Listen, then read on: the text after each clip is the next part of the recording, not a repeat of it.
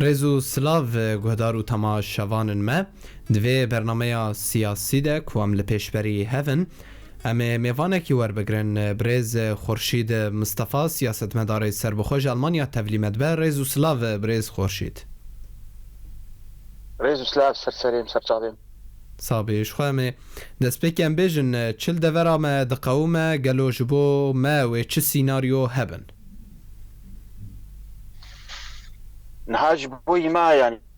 محمود كار خويا وككي غوري فاري كفت ليغو تشيد بي ام خلقا هري زعيف معادله اقليميه جبرلو تبينير كفتن تشيد بن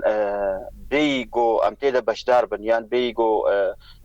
شيور بمبي ادبينم يعني وضعي مجي وكوضعي حمو قوتي خوجهي بن محلي بن وكنظامات سوري وكمعارضه زيادتري ولو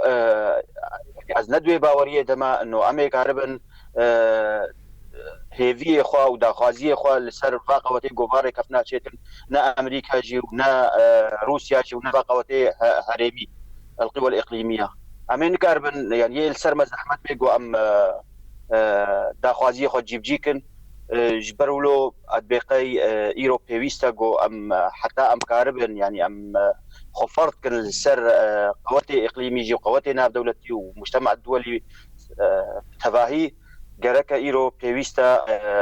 كو ريكفتنا ناب اليه سياسيه كردي دا تشيب روجافاج بوم كاربن بقزنجنا شبي قرب الغاق سوري دا تشيب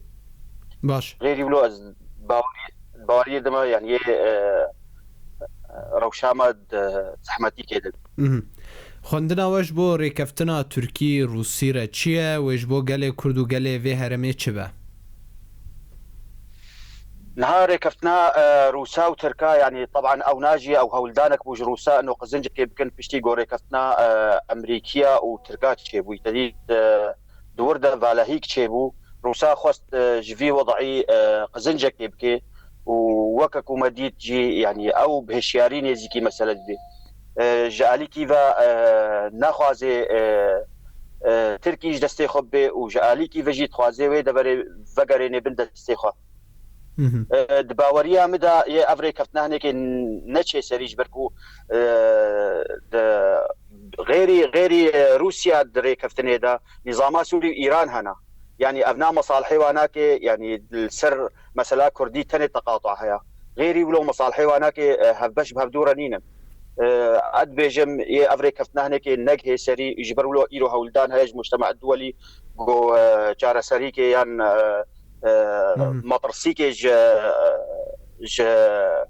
السر دفري وروشا وبيكاتني دفري درخن يعني مطرسيها نتيجه انه مصالح باناك دجي هفدونا ادويبا ما نشي سري يعني هرکس زانیه و دیتیه که لشکر قاش و اپوزیسیون لشکرن رادیکال متطرفن چما ریل بروان نایه گرتن و دنیا حموه ناز دکه يم ادبيجم يعني افنا هولدانك اجبور ريل برورا وري قرتن واتنكن يعني مديت داستانا دري كفتنا وناك السر انه حل هيئه تحرير الشام يعني او لشكري نصره او لشكري داعش يبري يعني ريكفتنا سر بفيت شتي فغريداي انه فاكسا حلكن وفاكسا تنكن جبر ولو ادبنم يعني بري فا ريكفتنا جي ريكفتنا روسي وتركي تشيبوي ريكفتني ديد نابينا فا محوري استانا ذهبوا ايران وروسيا وتركيا يوا كسا باوردكم انه خفك جواناك بن دفري ما والويدي فيجا ولدان هبه واتنكن يعني جالي كيفا نظامات سوري وروس دفرا ادلبي تخنا بالدستي خدا وجالي كيفا جي فا كومي تندرا وفا كومي جو هوفانا تيننا دفري جبوي حجت اواجي تشيبي قارب الواخن بنافي محاربه ارهابي باش هنا آگاهی درکتنه که روس بخورتی دخوازن مافه گله کرد دستورا سوری ده یا نو بچسبینن گلو لگور تشتا که کرد گهاند نیده و چه به مافه وکه گلوه چه به تنقيت خوشكنا تم ليجبوي دستورا سوري ادبقي حاضر بونا ما دستورا سوري ده وجودا ما نلقوري هيفي ملطي كردا وي قالك كاستنجي دركبن جبر تشي جبركو او ناي اعتماد السر مبدا التصويت كان يعني تشي بريار يان تشي بيشنيار جو دركبن ورنا يعني تصويت سر شي بوقتكو تصويت سر شي برجا ما دفا كوميتا دستوري دا نلقو ريهيفيه ملطا وامر رجا هاري كيمن د كوميتا دستوري دا جبروا له ادبينم ي تشتكي سر نكفي وامين كاربن تشتكي قزنج كان سر استا دستوري افناجي بجمهين درفت بيشيا ما هيا جو كرديسا ريكفتنك نابنا اليه سياسي د تشيبي وكاربن بكوميتا تايبت يان خدي تايبت منديك وخصوصيتك كردي وهرن بجفن والسر ما في كردا وداخوازي كردا سوريا دا بدنو بسطين ادبقي ديسا يعني افجي جريدايا بريكفتن ويك جريزيا هلوستا كردي دا باشا جو او ريكفتن جهشتا سري قالوا وكرد چه بخسرن و چه سود ور بگرن چه فيده ور بگرن ها وكواناكي ببيشخوا او نا حمو ادبجم التفافه سر اراده ملطي كرد وجوك واناك ب يعني عمي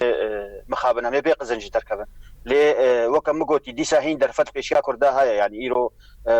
الي كرداش خو بتايبت بشتي في شري يقول ديجي وجودا كردا السر خاكاوي والسر عرداوي ناكد بي ادبيجم ولو توجهك هيا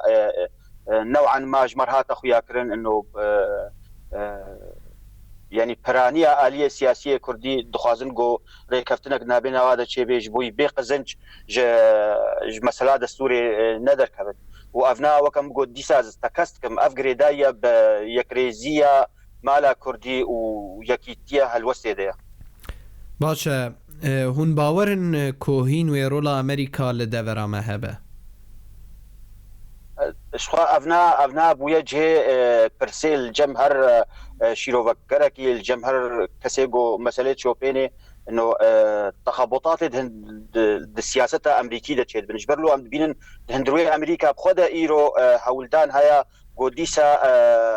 موقع خوي ناف دولتي بباريزي بشتي جو ترامب وبرياري خوي نا نراس وندرست يعني مثلا سوري دا اوقا برياردان دريا تويت هذا ودريا تليفون هذا اد بيجم امريكي يهول بدن ديسا خو بقرن جي خوي بري و دست السوري نالن يعني ايرو ام بينن ايرو الشبيدي حتى كان ها بيشتي جو او بريارا جو دركتي جو هيزي امريكي فقر ندفري ام بينن روس ايدي هول دن تشتغلن بحثا نفطيت كانوا بحثا واردات نفطيه حيوانات جا امريكيه را و ادبقي امريكي دستي خوش سر دفري نهلن و تبيشروجي دا جبري بقوات ترجي داكفنا دفري بجا او يعني داخوازيه واناكي وبرجوانديه واستراتيجيه واناكي او غريدايه بوافا طبعا باندورا هناك المجهه باندورا المجهه وام بهيفينا جو امجي قزنجك باطنا وقضات نابينا قوتي هريمي وقوتي ناف دولتي دا ام قزنجك يمكن ام كاتبن وتناقضات بوصفين صالحي خو افد مينيل سر ديساد مينيل سر تفجر سياسيه كردي و جديتها ويد مسألة داخوازية برجوادية كرد وهيفية كرد وات شابك بيب باشه برز خورشید اوروپیجی دخوازن دورک آرام بچت سبینن و کومدیت آلمانیا بخوا وزیر برفانیا وان انگریت کارن پاور گوتی ام دخوازن هزک ناف دولتی بشینن باکوره سوری کو اوجی هزک ج 30,000 تا 40,000 سربازی و لشکری به هون چاوه مجارج مرا شیروت کن هاي ما ادبينم يعني بشتي امريكيه يعني او هالوستا وانا كيقولوا هات غارتنج دفري وهكا هناك ليد ميزين انه ابتزاز قواتي اوروبيرا ودولتي اوروبيرا او انا هول دا قود دفري دبمينن ودجي مشروع روسا يجو يجو داخوازي واستراتيجيه واناك انه حلف اوروبي وامريكي زعيم بكن ابناء ي بقاوت ي حاضر بهيز حاضر بن د ذي معادله دا وي اوجي هول بدن جو بمين السر عرديد بشيا مشروعي روسات بسكن او بينن يعني او المشروع الفي محور يدمجين وكا محور الشر يجبروا هم بينن يعني هالوسطى فا دولتي زلهيز ي اوروبي يعني ايرو درباري مثلا سوري دهاتا غارتن وبهتر دخازن بهستر حاضر بن يعني مدينه المانيا وكبشنيارك انه قوتك اوروبيا امي داخنا دفري وجبوي جبوي دوجه مشروع روسا بسكني روسا وتركيا وايراني باشه هون نابینن کرد بخورتی کتن ناو هیزن مزنین ناو دولتی ده و ایدی دزانن چل دوراوات قومه دنگ براتين فهم نكر براسي بله بله دیاره دنگ صد سر هفرتی اما داویترین پرسیش تبکن دوی هیاما هستیار ده چیج بو راست کرنا مالا کردی پیویستو گرنگه و کی دوی هنه کیش دا خوازه خواه داکوه و کی دوی بهتر بدا آلیدن نهاش خواه يعني جمر هاتا خويا كرين انه بانگا ریوبریا خسر بتایبت سرکرده پیده يعني زیدی جارك باكرنا و اشارات بدوره باشور كردستان كرنا ام بهوینا باشور كردستان بهستر حاضر به دوی قربالغا گوچید بیل سرسری ملاتي روجافای كردستاني بيويست سر اطراف السياسيه روجافای كردستاني يعني ام دبينن جو يعني حشكرب وزلال بوج هر كثيرة انه طرفك كردي هيا مصرة جو شريكي وفي كشنا هنيك بي ام ديسا ام دبيجن بانغا مجوانا كيرا درفت بيشوا هيا هون كان الخوفقرين هون كان حسابات الخوفقرين افتشتا قول سري كردات بلنا طرفك معين مستهدفة وجودها كردا مستهدفة وام بهيفينا يعني او ناجي قاربن لغوري مرحله بن وديروك يعني ديروك تيتو ماركرن هر كسي يلغوري تشتاق كريج ملطي روجوارا ديروك ده وري يعني يوري السرزمان ويوري غوتن براستي ام هيفينا حمو اطراف خوفقر خوش ريبه بريا خسر بتايبت جيتي خستن جو ارضي كي بهاي انيج دانو صاندنا كيرا دنابنا فاليه سياسيه كرديه بدون استثناء وبتايبت مجلس الكردي يعني كاربي واحتواكي واز دوي باوري ده يعني ريفبريا خسر اي كاربي واحتواكي هذا هي فياما وان شاء الله زور سپاس برز خورشید مصطفی جولات آلمانیا اروپای تولی مبوبو گلک سپاس بو وی درفته بله نهاجی هم دگهجن داویا برنامه خواه البندامه بن برنامه این بویشه وی هر وها چه دیکن نگل سیاست مدارن خواه هر شاد و وقت وار بن